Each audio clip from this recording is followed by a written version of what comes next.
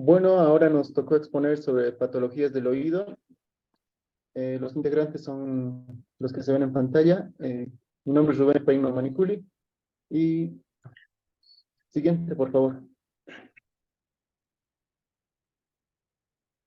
Un tópico muy importante a tocar es pues el tapón de cerumen. Siguiente, que es una patología muy frecuente a nivel mundial. Decimos que el tapón de cerumen pues es una acumulación de cera en el conducto auditivo externo, tercio externo del oído, y que por ende provoca la obstrucción del oído. La etiología es demasiado variada. Podemos decir que existe una hipersecreción de las glándulas ceruminosas, una agenesia o malformaciones del conducto auditivo externo, como pueden ser la patología de Paget, displasia fibrosa, puede ser también ocasionada por osteomas múltiples, enfermedades infecciosas dermatológicas, como puede ser la otitis externa, eczema, lupus, síndrome de Sjögren.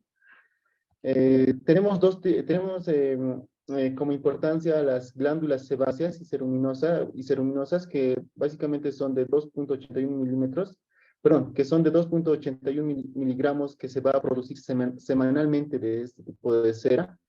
Entonces, se acumula cuando hay una alteración en el conducto auditivo externo, pues se acumula y esto va a causar el tapón de cera. Siguiente, por favor.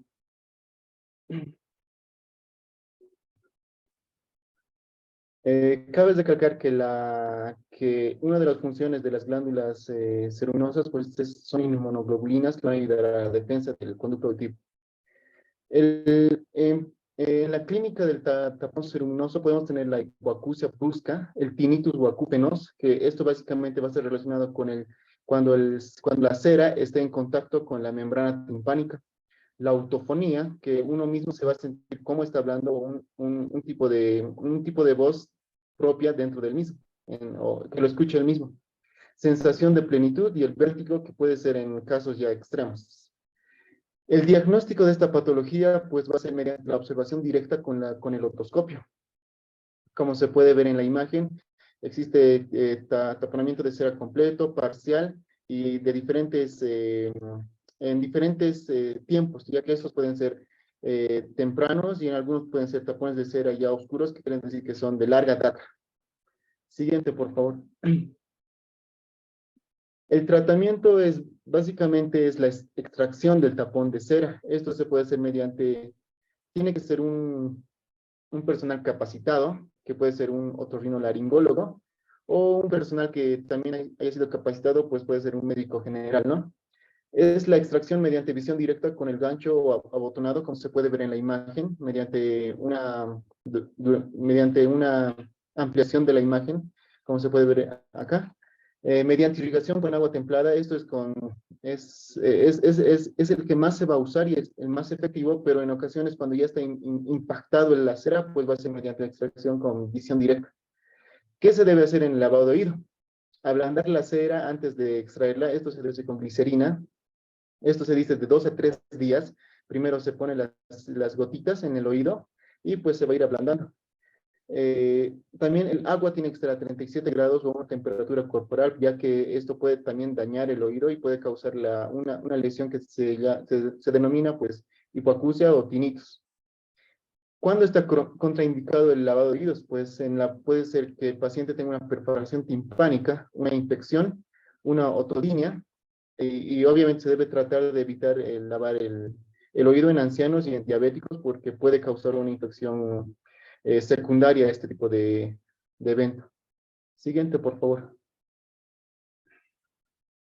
En las complicaciones de esta patología, pues vamos a estar que va a ser una formación del queratoma, infecciones secundarias, como ya lo dijimos en diabéticos, o que un personal no esté bien capacitado para hacer el lavado y puede perforar la membrana timpánica, lesiones del conducto auditivo externo provocadas por el mismo paciente, entonces puede ser por el movimiento. Hay unos criterios de internación que van a ser básicamente sobre que exista una sobreinfección posterior al lavado o que ya venga con una infección, porque algunos pacientes básicamente pues con el cotonete tratan de sacárselo, pero hacen lo contrario, que es insertar más adentro del tapón de cera y producir una inflamación y posterior una perforación timpánica. Los criterios de referencia van a ser que exista básicamente una impactación de la cera. Esto va a ser ya, básicamente va a tener que atenderlo el otorrinolaringólogo porque es especialista en este área. Y debe haber un seguimiento también a estos pacientes posterior al lavado de oído que no presenten tinnitus o algún tipo de alteración, ¿no? Y los criterios de altas van a ser básicamente pues el paciente con patología resuelta. Siguiente, por favor.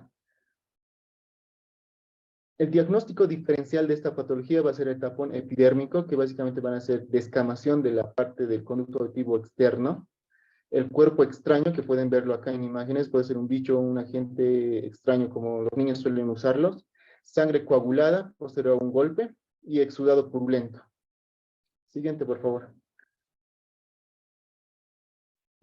Continuando, vamos a hablar sobre la hipoacusia.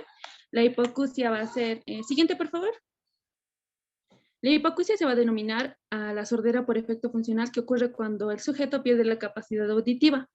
Asimismo, la hipoacusia la vamos a clasificar en 3 tipos. Van a ser la hipoacusia de conducción, la sensorineural y la hipoacusia mixta. Siguiente, por favor. En esta oportunidad vamos a hablar sobre una de ellas, que va a ser la hipoacusia de conducción. Siguiente, por favor.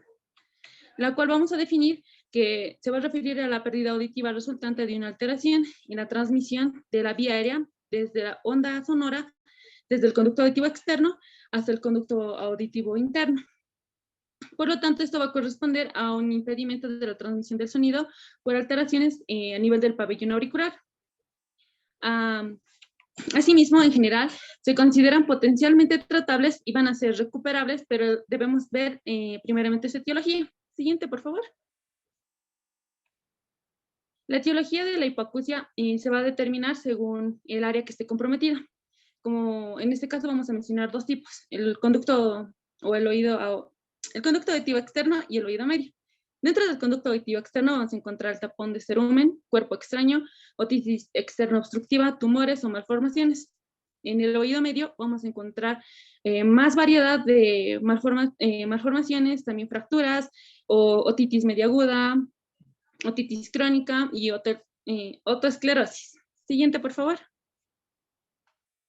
Las manifestaciones clínicas, al igual que la etiología, se va a deber dependiendo la causa.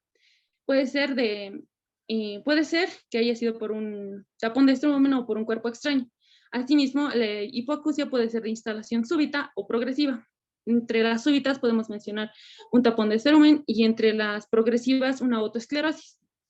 Estas patologías pueden ser tanto unilateral como bilateral, pero cada una de estas nos puede dar manifestaciones que van a ser los acúfenos, la tinnitus, el prurito óptico, sensación de plenitud óptica, otalgia, vértigo y otorrea. Siguiente, por favor.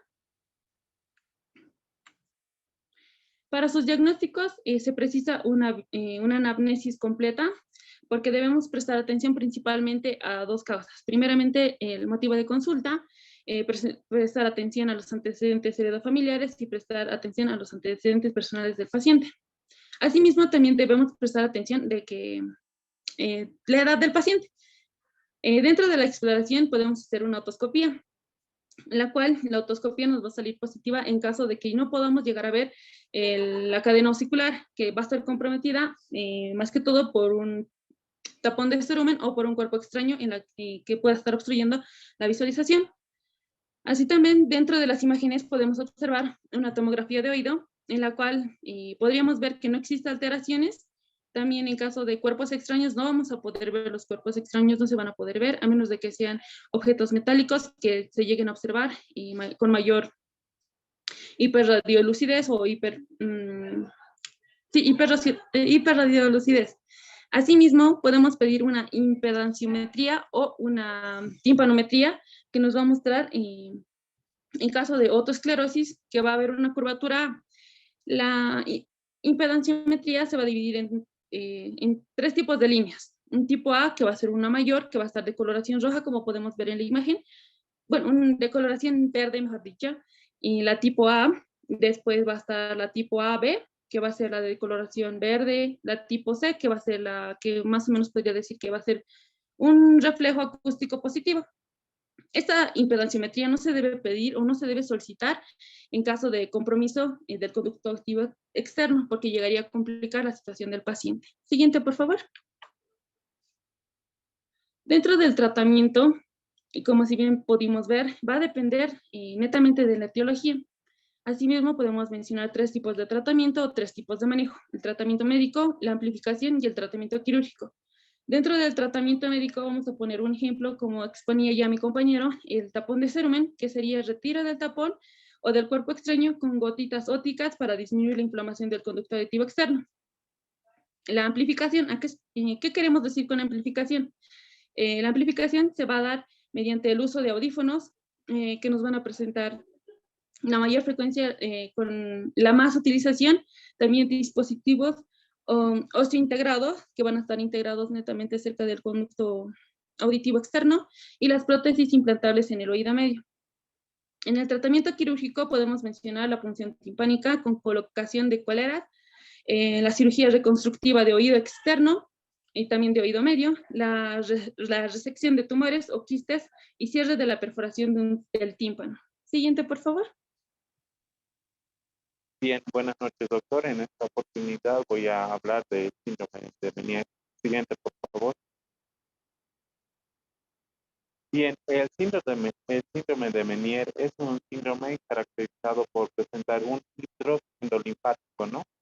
Asimismo, se caracteriza por presentar en la clínica vértigo, tinnitus, pérdida de la audición, asimismo una sensación de que el oído está lleno, ¿no?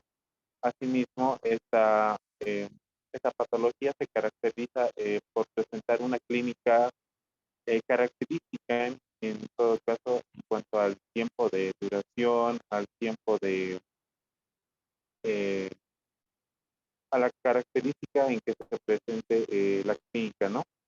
En cuanto a la etiología, podemos mencionar que está causada por la acumulación de líquido en el oído interno, ¿no? Especialmente en el laberinto. Asimismo, algunas bibliografías mencionan que este acúmulo de líquido está causada por la constricción de los vasos sanguíneos, ¿no? Asimismo, otros refieren que está causada por una malformación anatómica, en este caso por el acueducto vestibular corto, que es un factor predisponente para que el paciente desarrolle esta patología, ¿no? También otros autores mencionan que puede estar causada por la infección de virus, también por alergias, asimismo por una reacción autoinmunitaria. Siguiente, por favor. Bien, en cuanto al cuadro clínico, esta enfermedad se caracteriza por presentar un vértigo que cuando llega a su punto máximo, llega a ocasionar un acúfeno, ¿no? Que es un síntoma, una clínica muy molesta para el paciente, ¿no? Asimismo, se puede acompañar de la plenitud óptica, también por la coacusia neurosensorial fluctuante, ¿no? Anteriormente, como lo mencionaba, entre los factores de riesgo está la disminución del acueducto vestibular corto. Asimismo, también se menciona como factor de riesgo los traumas, ¿no? En este caso, también relacionado al trauma está la falta de neumatización en el cerebro, ¿no? Siguiente, por favor. Bien, en cuanto al diagnóstico, lo podemos diagnosticar al paciente de manera clínica o también por estudios de gabinete, ¿no? En cuanto a la clínica, como al inicio les decía que la clínica tiene ciertas características, ¿no? En este caso, el vértigo, el paciente tiene que referir 2 o más episodios de vértigo. Las mismas hayan durado mínimamente por lo menos unos 20 minutos, ¿no? Asimismo, este vértigo puede estar acompañado de náuseas y vómitos. Asimismo, el paciente debe referir el desequilibrio nistagmus horizontal, también acompañado de náuseas y vómitos. Asimismo, la hipoacusia que por lo menos se haya presentado una vez, ¿no? En cuanto a los estudios de gabinete, podemos pedir lo que es una electroencefalograma, eh, lo que nos permite valorar la actividad cerebral, ¿no?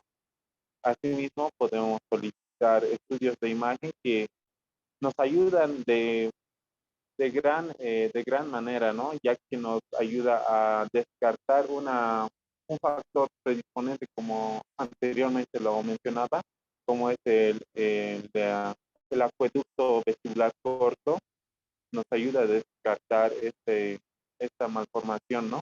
Asimismo, la resonancia magnética nos ayuda a valorar lo que es el acúmulo de líquido, ¿no? Este se usa mediante el uso de contraste con el uso del gadolinio, ¿no? Asimismo, las pruebas vestibulares no son tan usadas, ¿no? Ya que no son tan específicos. Siguiente, por favor. Bien, podemos mencionar algunos diagnósticos diferenciales, como ser la laberintitis, la fístula perilinfática, asimismo el síndrome de Ramsay-Cook. Asimismo, entre las complicaciones de esta enfermedad está la pérdida total de la audición, las migrañas, el vértigo incontrolable. Bien, en cuanto al tratamiento, se puede hacer cuando el paciente presente una clínica de manera aguda y una clínica de manera crónica, ¿no? Cuando se presenta cuando hablamos de un tratamiento agudo, se recomienda al paciente que tenga un reposo absoluto, ¿no? ¿Esto a qué se refiere? A esto se refiere a que el paciente no tenga, que esté libre de estrés, ¿no? Asimismo, se recomienda una buena alimentación, se podría decir, que su dieta no esté basada en alimentos que hiperestimulen al paciente a que tenga una actividad, ¿no? Es decir, que no esté hiperactivo, ¿no? Asimismo, cuando se presente una clínica de manera aguda, se podría solicitar o se podría pedir al paciente que consuma el diazepam en una dosis de 5 a 10 miligramos por vía intravenosa, ¿no? Asimismo, se podría usar el difenidol de 25 miligramos cada 8 horas. En cuanto al tratamiento crónico, se podría pedir al paciente que restringe el consumo de sal, ¿no? Y el consumo de sal debe ser de máximo, ¿no? De 1 a 0.5 gramos por día.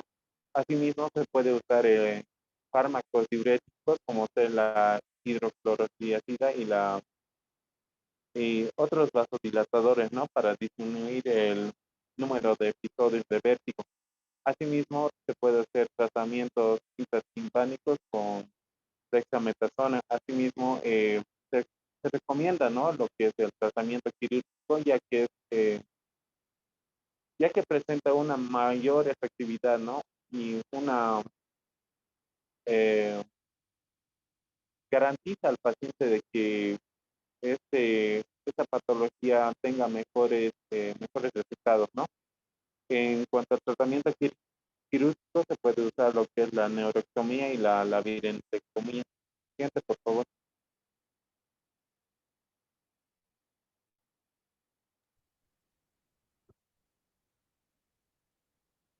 Bueno, mi nombre es Oscar Damián Escobar Mendizábal y voy a hablarles sobre la otitis externa producida por una foliculitis.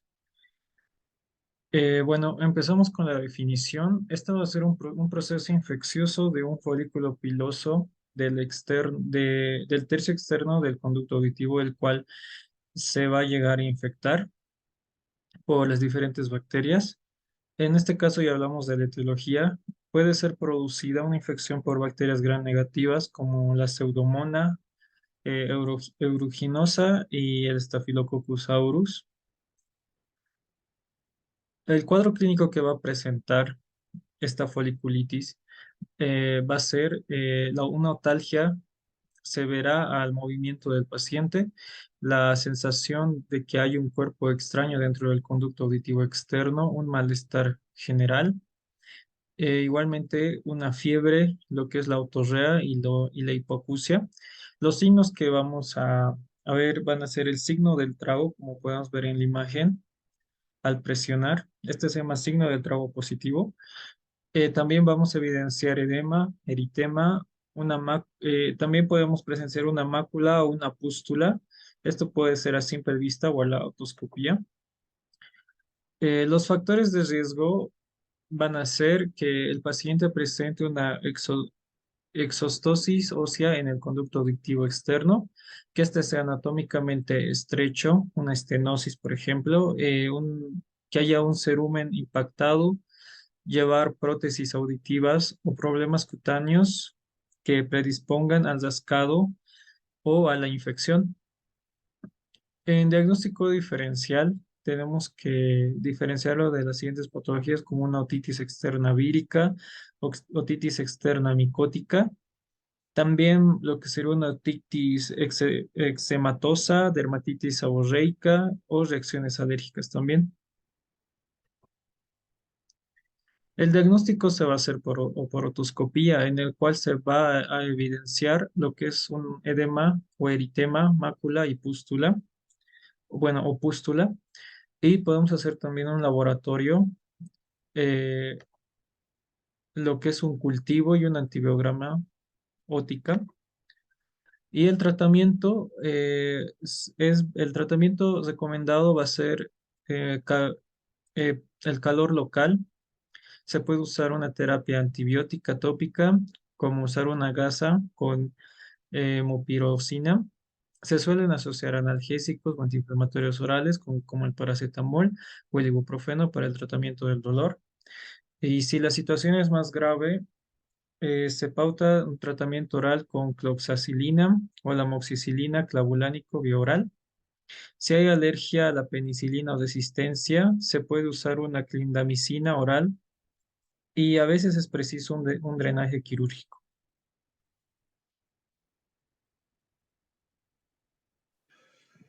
Otitis media aguda. Siguiente, por favor. Bueno, mencionando la otitis media aguda, esta corresponde a un proceso séptico inflamatorio, perdón, un proceso séptico inflamatorio del recubrimiento mucoperióstico del oído medio y o mastoides con acumulación de efusión retrotimpánica. Esto generalmente, la etiología va por Streptococcus pneumoniae, Haemophilus influenzae, Moraxella branhamelia y del rinovirus y el adenovirus, como podemos ver en las imágenes, ¿no? Siguiente, por favor. En cuanto a la clínica que esta puede llegar a presentar, es una otalgia, es una fiebre, una hipoacusia, el malestar general que pueden llegar a presentar el paciente. El signo más notorio es la disminución de las movilidades de la membrana timpánica. Esto podríamos verlo con el otoscopio, una membrana timpánica enrojecida, opaca, abombada y o salida de material purulento o perforación, sin ver el cono luminoso, ¿no? En cuanto a factores de riesgo que posiblemente lo haya causado, es inmunosupresión, suspensión a alimentos en el seno materno, ya que esta enfermedad generalmente está causada a menores de 5 años, a menores de 7 años. Fumador pasivo, que sea un menor de 5 años, esquema de vacunación incompleta del paciente, que el paciente esté en hacinamiento o esté comprometida con enfermedades crónicas, o también que el paciente asista a guarderías entre 10 y 20 niños o a más. Siguiente, por favor.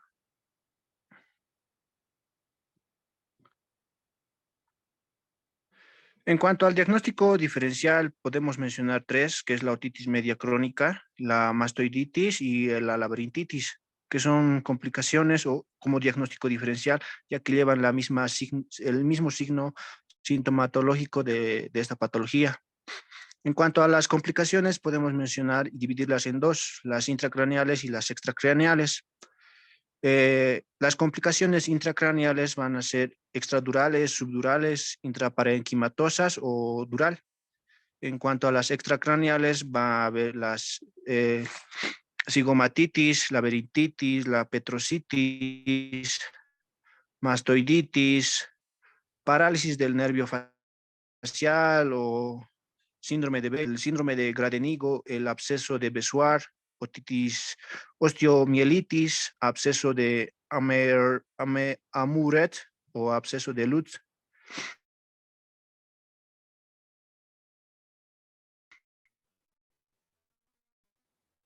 En cuanto al observar un tímpano abombado e hiperémico, sin ver el cono luminoso. En cuanto a la fase supurativa, vamos a ver una perforación de la pars densa. Normalmente es en cuadrante postero inferior. Esto generalmente se ve en otitis o una complicación como otitis media crónica. En cuanto al tratamiento de elección para esta patología, vamos a ver la ciprofloxacina de 500 miligramos vía oral cada 12 horas por 10 días, la dicloxacilina 500 miligramos vía oral cada 6 horas por 10 días, la cefradina 500 miligramos cada 8 horas por 10 días, la amoxicilina de entre 40 y 50 miligramos kilogramo día o de entre 80 a 100 miligramos kilogramo día cada 8 horas por 10 días, el cotrimoxazol entre 40 a 8 miligramos kilogramos día cada 12 horas por 5 a 7 días. Esto también acompañada de analgésicos como el ibuprofeno o el paracetamol. Eso sería. Muchas gracias. Siguiente, por favor.